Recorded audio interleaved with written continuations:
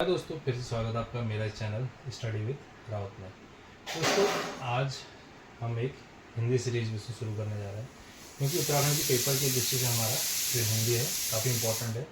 अगर हमारा 100 नंबर का पेपर होता है तो उसमें 20 नंबर की हमारी हिंदी होती है, और जिसमें हम अधिकतर देखा हुआ है कि बच्चे उसको बहुत ज़्यादा मिस करते हैं, क्योंकि हिंदी की हम ज़्यादा तैयारी करते नहीं हैं। हमें लगता है कि हिंदी ईजी है, लेकिन हिंदी ईजी है, लेकिन अगर आप समझेंगे नहीं, पढ़ेंगे नहीं, तो हिंदी सबसे ज़्यादा कठिन भी है। तो अभी हम हिंदी की सीरीज भी शुरू करने जा रहे हैं, और टॉपिक वाइज हम इसमें भी क्लियर करेंगे, लेकिन हम केवल ज़्यादा डिटेल नहीं जाएंगे, केवल पेपर की दृष्टि से हम इसको समझेंगे और पेपर की दृष्टि से हम इसको पढ़ेंगे। तो आज का जो हमारा पहला टॉपिक है वो है हिंदी वर्णमाला स्वर व व्यंजन।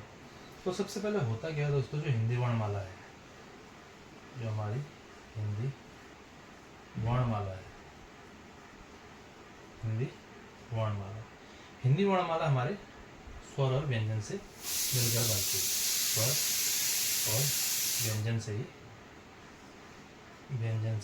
मिलकर हमारी क्या बनती है, हिंदी वर्णमाला हमारी बनती है दोस्तों। ठीक है। अब जो स्वर और व्यंजन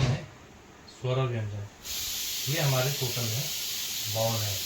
ठीक है, हमारे स्वर और व्यंजन 52 है, जिसमें हमारे 11 तो स्वर हैं, इसमें 11 हैं स्वर, और बाकी जो बचे 41 ये हो गए व्यंजन।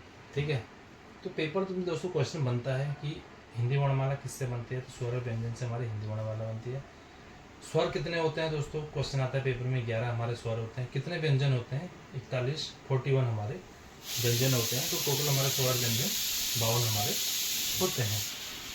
ठीक है। और तो एक बार हम इनको जरा ग्राफ के जरिए हम इसको समझेंगे। ठीक है, इसको हम जरा ग्राफ के जरिए समझते हैं।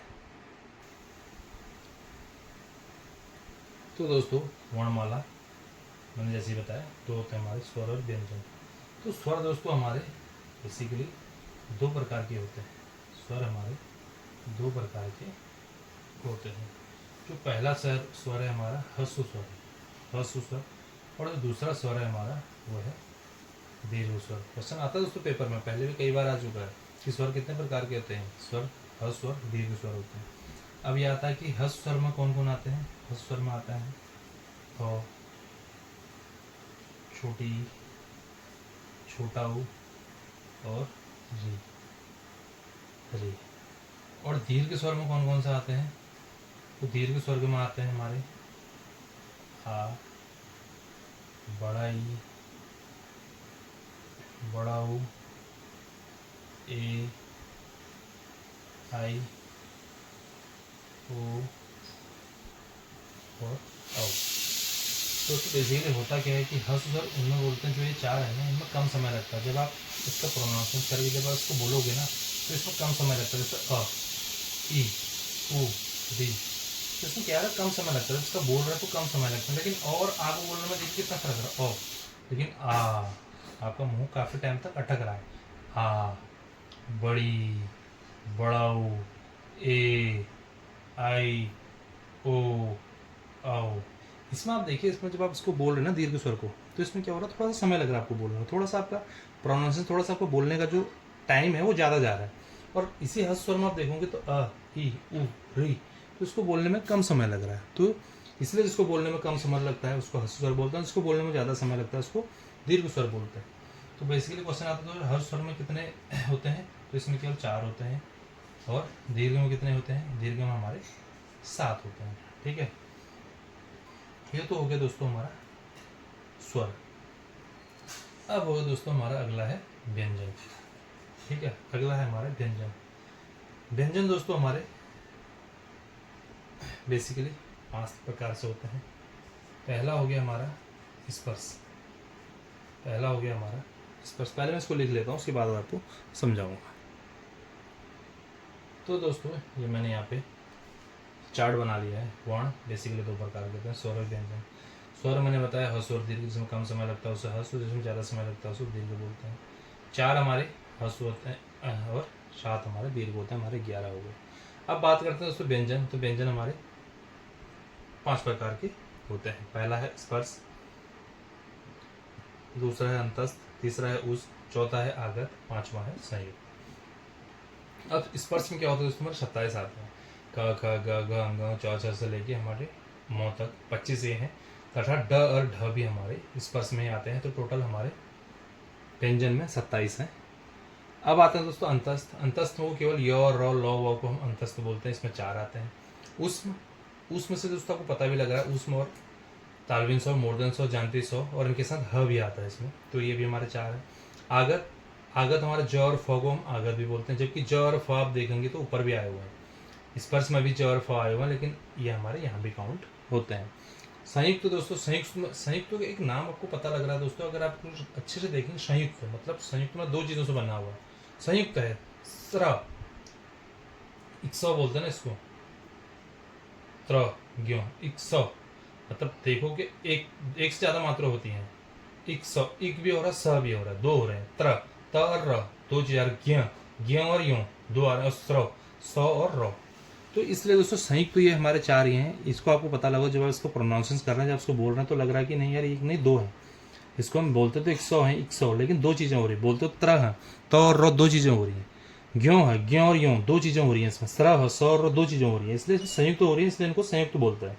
संयुक्त में भी हमारे 4 आते हैं। तो पेपर में क्वेश्चन आता है दोस्तों, स्पर्श में कितने होते हैं, 27। अंतस्थ में कितने होते हैं, 4। उसमें में कितने होते हैं, 4। आगत में होते हैं 2, संयुक्त में होते हैं 4।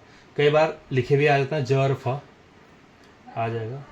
ज और फ कौन से व्यंजन में आते हैं तो आपको पता होना चाहिए, ज और फ हमारे आगत में आते हैं। तो हमको इस तरीके से डिटेल में ये चीज़ हमको पता होनी चाहिए। तो दोस्तों ये था बेसिकली। अभी हमने जो पढ़ा था, स्वर 2 प्रकार के होते हैं, लेकिन एक हमारा, इसके साथ मैं आपको और बता दूं, स्वर के साथ वैसे तो ह्रस्व दीर्घ ही हैं, लेकिन जब पेपर में कई बार क्वेश्चन आते हैं ना, स्वर कितने प्रकार के होते हैं, तो हम उसमें आंसर करते हैं कि स्वर 3 प्रकार के होते हैं। दोस्तों उसका रीजन ये है कि ह्रस्व स्वर और दीर्घ स्वर को तो मैंने आपको बता दिया, लेकिन इसमें एक स्वर और होता है, एक स्वर इसमें और होता है, उसको बोलते हैं प्लुत स्वर। थोड़ा सा गलत लिख दिया मैंने, उसको बोलते हैं प्लुत स्वर। प्लुत स्वर। तो बेसिकली स्वर, अब जब भी क्वेश्चन आएगा पेपर में स्वर कितने प्रकार के होते हैं, तो आपको लिखना है स्वर 3 प्रकार के होते हैं। ह्रस्व स्वर, दीर्घ स्वर जिसको मैंने बताया कम समय लगता है, जिसमें मैंने बताया कि ज़्यादा समय लगता है, और प्लुत स्वर उसको बोलते हैं जिसमें ह्रस्व स्वर से भी लगभग 3 गुना समय लगता है। ठीक है, जिसके उच्चारण में या जिसके बोलने में ह्रस्व स्वर से भी 3 गुना अधिक समय लगता है, 3 गुना अधिक समय लगता है। तो इसके लिए जैसे एक एग्जांपल है ओम। ओम देखो, एक बार लग रहा है, ओम 3 बार लग रहा है, यानी कि ये इसको तो बोलने में ह्रस्व को 1 बार लगता है, दीर्घ को बोलने में लग रहा है कि यार 2, इसको बोलने में लग रहा है कि 3 बार। तो इसलिए इसको प्लुत स्वर बोलते हैं, जिनको बोलने में ह्रस्व से भी 3 गुना ज़्यादा समय लगता है, यानी कि इसका तो 1.5 गुना होगा, बट इसका 3 गुना होगा। तो आप सीधे इसको समझ सकते हैं कि जिसको बोलने में ह्रस्व से भी 3 गुना समय ज़्यादा लगता है, उसको हम प्लुत स्वर बोलते हैं। एग्जाम्पल के लिए हो गया हमारा ओम। ठीक है, और ये हमने आपको बताया था कि स्वरों की संख्या हमारी कितने होती है। पेपर में क्वेश्चन आता है तो स्वर कितना होता है, स्वर हमारे, मैंने पहले ऊपर बताया था, स्वर हमारे 11 होते हैं और व्यंजन हमारे 41 होते हैं। ठीक है, और कई बार आता है दोस्तों मात्रा किसे कहते हैं, इससे रिलेटेड एक क्वेश्चन और बनता है कि मात्रा किसे कहते हैं, मात्रा किसे कहते हैं। क्वेश्चन पेपर में ये भी आता है दोस्तों कई बार। तो इसको हम बोलते हैं स्वरों के निश्चित चिन्हों को, स्वरों की निश्चित चिन्हों को। ठीक है, स्वरों के निश्चित चिन्हों को हम मात्रा कहते हैं। ठीक है, स्वरों के निश्चित चिन्हों को हम मात्रा कहते हैं दोस्तों। तो इसको बात है ये तो स्वर की। अब दोबारा हम चलते हैं फिर से व्यंजन में। तो व्यंजन कितने प्रकार के होते हैं, तो व्यंजन हमारे, मैंने आपको बता दिया, 5 प्रकार के होते हैं, स्पर्श, अंतस्थ, ऊष्म, आगत और व्यंजन। तो ये हमने इसके बारे में पढ़ लिया है।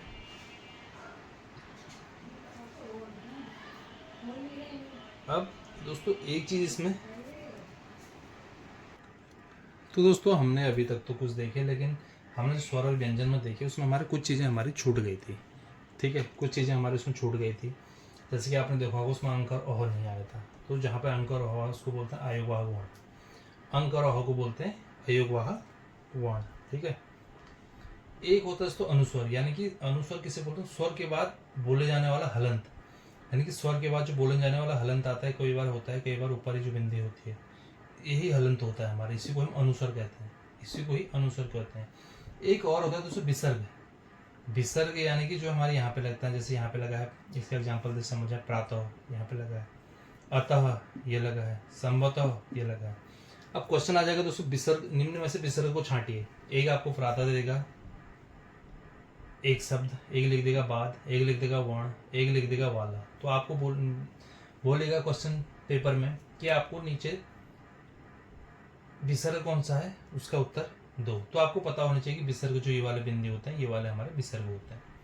तो इस तरीके से दोस्तों हम जब बोलते हैं कि हिंदी बहुत आसान है, तो बट हिंदी आसान है नहीं, क्योंकि जब आप हिंदी के डिटेल में जाएंगे तो ये चीज़ें आपको वहाँ समझने में आती हैं, जो कि पेपर से रिलेटेड इंपॉर्टेंट क्वेश्चन है। पेपर से रिलेटेड काफ़ी इंपॉर्टेंट क्वेश्चन है। एक छोटा सा चीज़ अगर हम मिस कर दें तो 1 नंबर का पेपर हमारे क्वेश्चन पेपर में आता है, जो कि हम 1 नंबर आसानी से मिस कर देते हैं, कई बार गलत कर देते तो माइनस भी मार्किंग हमारी काउंट उधर होती है। तो दोस्तों इस तरीके से हम हिंदी को डिटेल में समझेंगे।